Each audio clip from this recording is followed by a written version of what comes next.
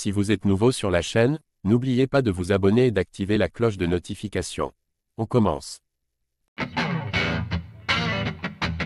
Légende de la boxe, Tyson Fury a cependant vu son image s'écorner suite à sa victoire controversée face au novice Francis Ngannou. À l'issue de cet improbable scénario, l'Anglais s'est d'ailleurs fendu d'un aveu notable sur son état d'esprit. Pour bon nombre d'experts et de simples observateurs, la promotion réalisée pour ce combat se voulait bien trop importante par rapport à son aspect déséquilibré.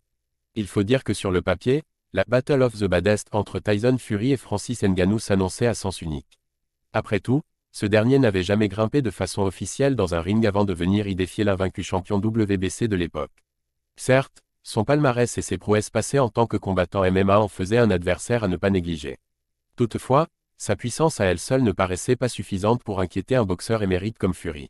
À vrai dire, hormis son clan, le Predator ne bénéficiait pas de beaucoup de soutien.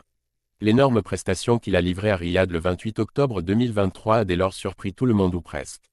Tyson Fury honnête sur l'après Ngannou. En plus de tenir tête durant 10 rounds à Fury et de ne s'incliner que sur décision partagée, Ngannou a subjugué l'ensemble des spécialistes en signant un knockdown.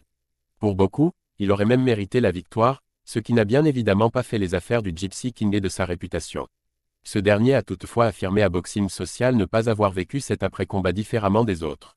Pendant 2 semaines, j'ai été déprimé, mais comme après n'importe quel autre combat. Ça finit toujours par passer au bout de 2 semaines, j'arrive à retourner à la réalité. Je sais que ça s'améliore à chaque fois après 2 semaines environ.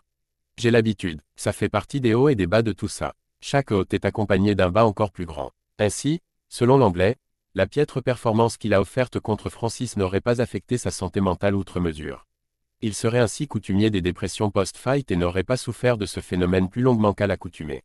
Cela peut non seulement s'expliquer par la belle somme d'argent qu'il a touchée et qui lui a permis de se consoler, mais aussi par son calendrier bien chargé. En effet, à peine ce succès polémique remporté, Fury a dû se remettre au travail afin de préparer son prochain affrontement. Mieux valait pour lui rapidement retourner à l'entraînement afin de préparer au mieux l'affiche l'opposant à Oleksandr Usyk, visant à unifier les ceintures de champion des poids lourds. Pas question dès lors de s'apitoyer sur son sort, ou tout du moins pas plus que d'habitude.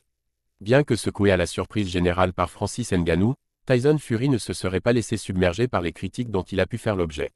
Au lieu de cela, il serait ainsi reparti au charbon après 2 semaines de dépression traditionnelle.